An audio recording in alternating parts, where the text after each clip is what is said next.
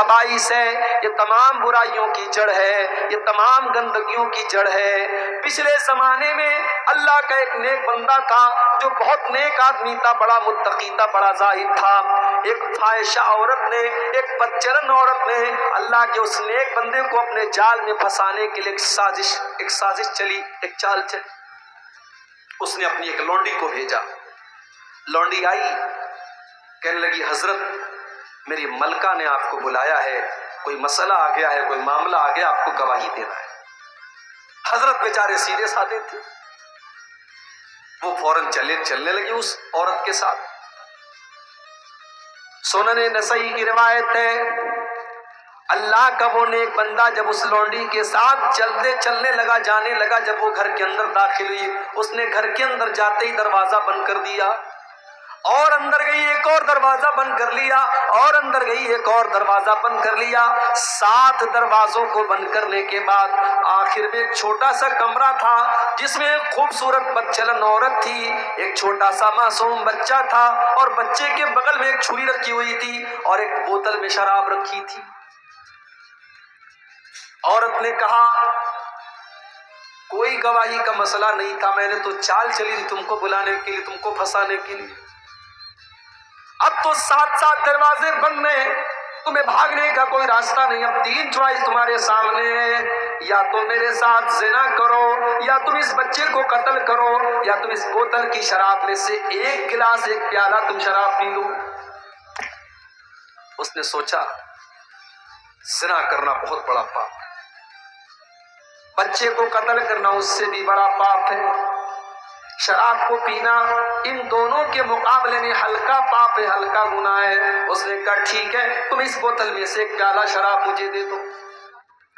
ایک پیالہ شراب اس نے پی، نشہ چڑھا، اس نے ایک اور پیالہ نکالا، اس کو پیا اور نشہ چڑھا، یہاں تک کہ اس نے پوری بوتل خالی کر دی۔ اور جب شراب کے نشے میں دھت ہو گیا، اس نے اس عورت کے ساتھ زنا بھی کر لیا اور اس معصوم بچے کا قتل بھی کر دیا۔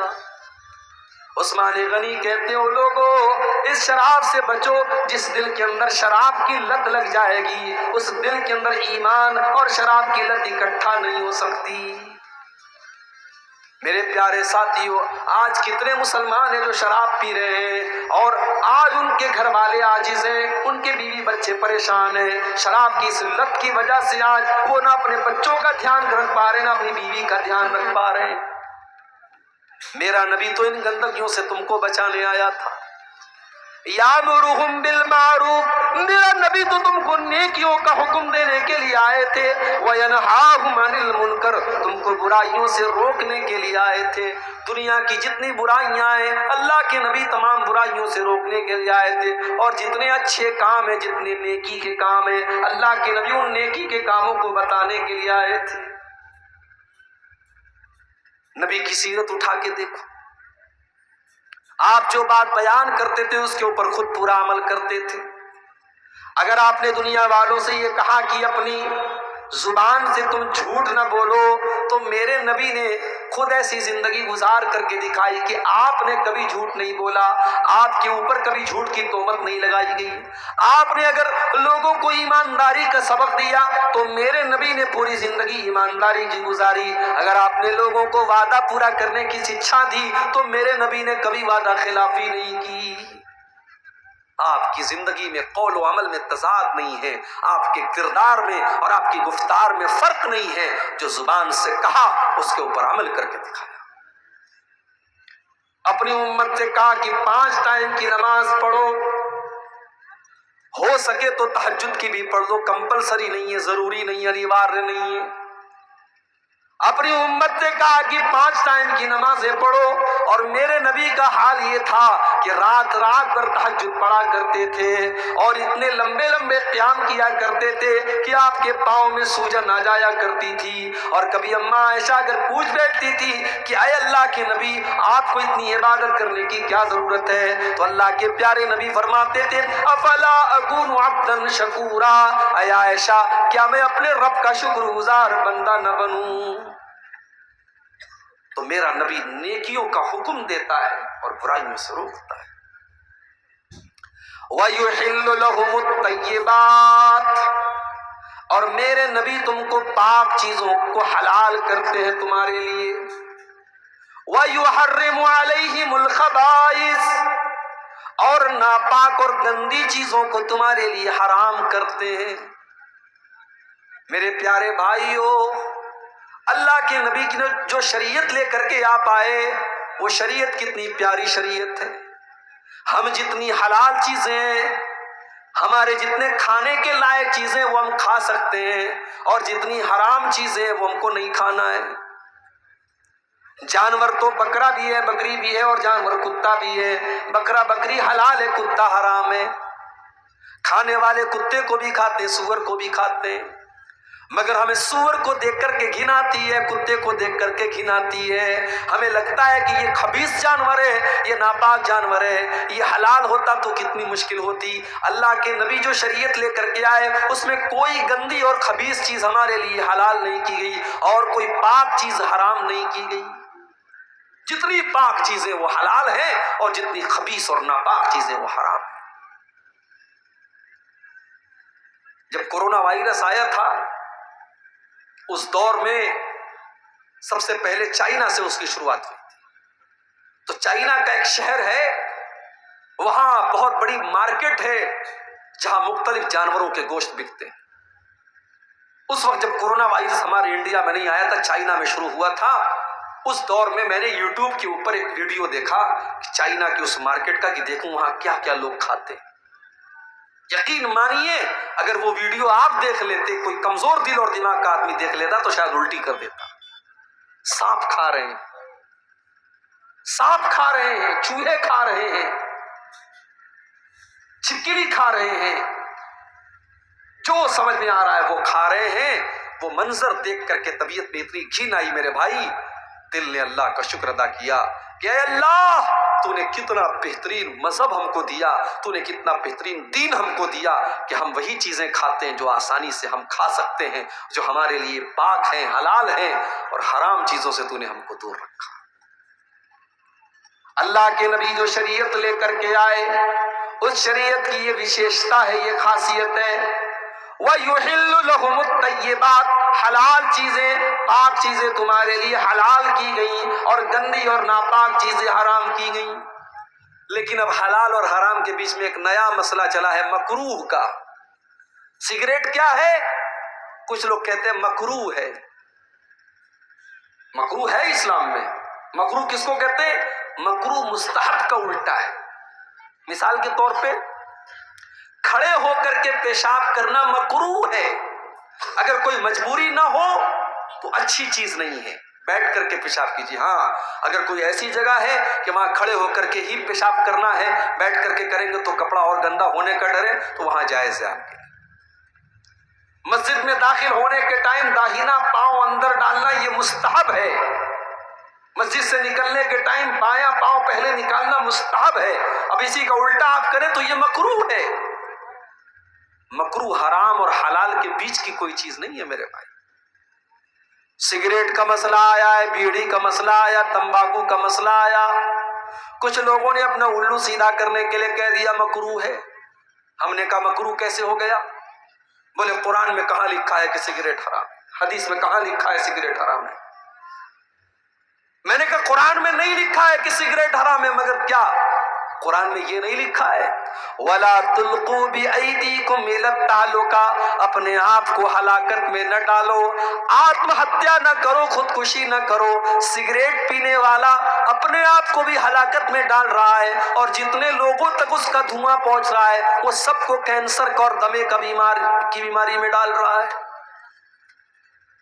اور سب سے بڑی بات یہ ہے، بیڑی پینے والا مسجد میں جب آپ کے بغل میں کھڑا ہوتا ہے تو وہ 3-4 آدمی کے بعد بھی اگر وہ کھڑا ہوگا تو آپ کو بدبو آ جائے گی کہ کوئی سگریٹ اور بیڑی پینے والا آپ کے بغل میں کھڑا ہے. جب اللہ کے نبی نے یہ فرمایا کہ لہسن اور پیاز، کچا لہسن اور کچی پیاز کھا کر کے کوئی مسجد میں نہ آئے تو کہ فرشتوں کو اس سے تکلیف ہوتی ہے. میرے بھائیوں اگر فرشتوں کو کچے پیاز اور کچی لہسن کی مہک سے تکلیف ہو سکتی ہے تو بیڑی اور سگریٹ کی مہک تو اس سے زیادہ بری ہوتی ہے. کیا فرشتوں کو اس سے تکلیف نہیں ہوتی ہوگی؟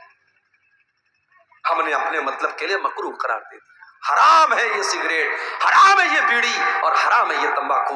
میرے پیارے ساتھیوں، ہر وہ چیز جو آپ کے بدن کو، آپ کے شریر کو، آپ کے اخلاق کو، آپ کے مال کو برباد کرے، وہ چیز شریعت کے اندر حرام ہے، بیچ کا راستہ مت دکھائیں۔ وَيُحِلُّ لَهُمُ الطَّيِّبَاتِ، ہم نے تم کو وہ نبی دیا ہے جو پاک چیزوں کو تمہارے لیے حلال کرتے ہیں اور ناپاک چیزوں کو تمہارے لیے حرام کرتے ہیں۔ کبھی کبھی ایسا بھی ہوا، ایک جانور اللہ کے نبی کے دور میں ملتا تھا، گوہ نام تھا اس کا، عربی میں اس کو زبن بولتے ہیں۔ گو کا جانور حلال تھا مگر اللہ کے نبی کو پسند نہیں تھا۔ آپ کے سامنے گو کا گوشت آیا، آپ نے کہا کون سے جانور کا گوشت ہے؟ بتایا گیا گو کا گوشت ہے۔ آپ نے کہا میں نہیں کھاتا، مجھے پسند نہیں ہے، تمہیں کھانا ہو تم کھا لو۔ آپ نے جائز تو قرار دیا مگر آپ کی اپنی طبیعت کو وہ پسند نہیں تھا، اس لیے شریعت کے مسئلے کے حساب سے گو کا جانور حلال ہے، کھا سکتے ہیں۔ تو شریعت میں تمام پاکیزہ چیزیں حلال ہیں اور تمام پاکیزہ چیزیں حرام ہیں۔ اور آگے بڑھیے، وَيَضَعُ عَنْهُمْ إِصْرَهُمْ وَالْأَغْلَالَ الَّتِي كَانَتْ عَلَيْهِمْ، اور میرے نبی نے ان بوجھوں کو، ان رسم و رواج کی ان زنجیروں کو تم سے ہٹا دیا جو تمہارے اوپر تھی۔ بہت ساری رسم و رواج تھی جس کو اللہ کے نبی نے ختم کیا۔ میری پیاری ماؤں بہنوں، کتنے قبیلے عرب کے اندر ایسے تھے جن کے درمیان اگر بیٹی پیدا ہو جاتی تھی تو وہ اس کو کلنک مانتے تھے، بیٹی کی پرورش کو وہ بہت بڑا کلنک مانتے تھے۔ بیٹی پیدا ہونے کے بعد بیٹی کو اپنے ہاتھوں سے وہ زندہ زمین میں گاڑ دیا کرتے تھے، دفن کر دیا کرتے تھے، یہ رسم بھی ان کے درمیان پائی جاتی تھی۔ اللہ نے قرآن میں نقشہ کھینچا، وَإِذَا بُشِّرَ أَحَدُهُمْ بِالْأُنْثَىٰ ظَلَّ وَجْهُهُ مُسْوَدًّا وَهُوَ كَظِيمٌ، جب ان کے گھر میں بیٹی کی پیدائش ہوتی ہے تو باپ کا چہرہ کالا پڑ جاتا ہے۔ يَتَوَارَىٰ مِنَ الْقَوْمِ مِنْ سُوءِ مَا بُشِّرَ بِهِ، باپ اپنا چہرہ اپنی قوم سے چھپاتا ہے۔ أَيُمْسِكُهُ عَلَىٰ هُونٍ أَمْ يَدُسُّهُ فِي التُّرَابِ، وہ سوچ میں پڑ جاتا ہے کہ کیا کروں، اگر بیٹی کی پرورش کرتا ہوں تو سماج میں ذلت اور رسوائی اٹھانی پڑے گی، اور دوسرا راستہ یہ ہے کہ بیٹی کو زندہ زمین میں گاڑ دوں۔ بیٹیوں کو گاڑ دیا جاتا، یہ الگ بات ہے۔ سائنس ترقی کر گئی، آج زمانہ ترقی کر گیا، انسان چاند پر پہنچ گیا، مگر بیٹیوں کو تو آج بھی بوجھ مانا جاتا ہے۔ آج بھی کئی ہاسپٹل کے باہر کسی کوڑے کے ڈھیر میں یہ بچی آپ کو نظر آ جائے گی، کہیں یہ بچیاں طوائف کے اڈوں پر آپ کو نظر آ جائیں گی، کہیں ان بچیوں کو بازاروں میں لے جا کر کے بیچا جا رہا ہے، اور کہیں تو یہ ماں کے پیٹ میں ہی مار دی جاتی ہیں، ایبارشن کر دیا جاتا ہے۔ وہ لوگوں، کبھی موقع ملے تو یوٹیوب کے اوپر ایبارشن کا ویڈیو دیکھ لینا۔ وہ لوگ تو بہت بے رحم تھے، وہ بیٹیوں کو پیدا ہونے کے بعد اپنی بیٹیوں کو قتل کرتے تھے۔ آج کا انسان تو اتنا بے رحم ہو چکا ہے کہ وہ تو ماں کے پیٹ میں ہی بیٹیوں کو قتل کر دیتا ہے۔ ایبارشن کا ویڈیو آپ دیکھیے، اس معصوم بچے کو جو ماں کے پیٹ میں ہے، اور الٹرا ساؤنڈ کے ذریعے صرف اتنا بتا دیا گیا کہ آپ کو بیٹی ہونے والی ہے۔ باپ کہتا ہے ڈاکٹر سے، ماں کہتی ہے ڈاکٹر سے مجھے بیٹی نہیں چاہیے، نہیں چاہیے مجھے یہ بوجھ، میرے پاس آلریڈی تین بیٹیاں ہیں، مجھے تو بیٹا چاہیے تھا، مجھے ایک اور بوجھ نہیں چاہیے۔ وہ ڈاکٹر سے کہتا ہے میں اسے صاف کرنا چاہتا ہوں، ختم کرنا چاہتا ہوں۔ ڈاکٹر ایبارشن کرتا ہے۔ وہ لوگوں، ایبارشن کے ذریعے، اس دوا کے ذریعے، وہ معصوم بچہ جو ابھی پوری طریقے سے بنا بھی نہیں ہے ماں کے پیٹ میں، اس بچے کے ٹکڑے ٹکڑے کر دیے جاتے ہیں، اس کے ہاتھ پیر توڑ دیے جاتے ہیں، اس کے بدن کی بوٹی بوٹی نوچ کر کے اس کو ماں کے پیٹ میں مار دیا جاتا ہے۔ یہ آج کے دور کا پڑھا لکھا انسان کر رہا ہے، یہ آج کے دور کا مہذب انسان کر رہا ہے، یہ آج کے دور کا ترقی یافتہ انسان کر رہا ہے۔ ارے ہم سے اچھے تو وہ لوگ تھے، وہ کم سے کم اپنی بیٹیوں کو پیدا تو ہونے دیتے تھے، وہ دنیا کی شکل دیکھنے تو دیتے تھے۔ ہم تو اتنے بے رحم ہو گئے، ہم نے ماں کے پیٹ میں ہی بچیوں کو قتل کر ڈالا۔ حساب دینا پڑے گا قیامت کے دن۔ وَإِذَا الْمَوْءُودَةُ سُئِلَتْ بِأَيِّ ذَنبٍ قُتِلَتْ، کل قیامت کے دن اس معصوم بچی سے پوچھا جائے گا تیرے ماتا پتا نے، تیرے ماں باپ نے تجھے کس جرم کی سزا دی، کیوں تجھے قتل کیا؟ نبی اکرم کے پاس ایک صحابی آتے ہیں، صحیح ابن حبان کی صحیح روایت ہے، ایک صحابی آتے ہیں، اے اللہ کے نبی، اسلام لانے کے پہلے میں نے بہت سارے پاپ کیے، میں نے بہت سارے گناہ کیے، مگر ایک پاپ مجھے اپنا بار بار یاد آتا ہے۔ کون سا پاپ تم نے کیا؟ اے اللہ کے نبی، ان لی کانت لی ابنتن، میری ایک بیٹی تھی، میں اسے بہت پیار کرتا تھا، اور میں جیسے اس کا نام لیتا تھا وہ یا ابتی یا بتی، ابا جان کہہ کر کے دوڑی دوڑی میرے پاس آ جاتی تھی۔ قوم کے لوگ مجھے تانا مار رہے تھے، تم غلط کر رہے ہو، تم سماج کے خلاف جا رہے ہو، تم بیٹی کی پرورش کر رہے ہو، تم بیٹی کو پال رہے ہو۔ اے اللہ کے نبی، میں سماج کے تانے سن سن کر کے تنگ آ گیا۔ ایک دن میں نے بیٹی کو بلایا، ہاں یہ بیٹی ہی تو ہے جو باپ کے ایک بار بلانے پر دوڑی دوڑی چلی جاتی ہے، شادی کے بعد بھی اپنے مائکے میں رہتی ہے، ماں کا فون جاتا ہے تیرے ابو کی طبیعت بڑی خراب ہے، بیٹی اپنے سسرال میں اپنے سارے کام دھام چھوڑ کر کے اپنے بیمار باپ کو دیکھنے آ جاتی ہے، اور وہ بیٹا جس کے پیدا ہونے پر باپ نے بڑی مٹھائیاں بانٹی تھی، وہ بیٹا اپنے باپ کو دم توڑتے ہوئے دیکھ کر کے بھی اپنے کام میں لگا رہتا ہے، اسے اپنے باپ کی حال چال لینے کی فکر بھی نہیں ہے۔ او لوگوں، تم نے بیٹیوں کے اوپر بیٹوں کو ترجیح دی ہے، تم نے بیٹوں کو مقدم کیا ہے، لیکن سماج کی حقیقت یہ کہ بیٹیاں اپنے ماں باپ سے زیادہ پیار کرتی ہیں۔ صحابی کہتے ہیں اللہ کے نبی، میں نے بیٹی کو آواز دی، وہ دوڑی دوڑی میرے پاس آئی، میں نے اس کا ہاتھ پکڑا، گھر کے باہر لے کے گیا، کچھ دور گیا، کچھ فاصلے پر گیا، ایک کنویں کے پاس پہنچا،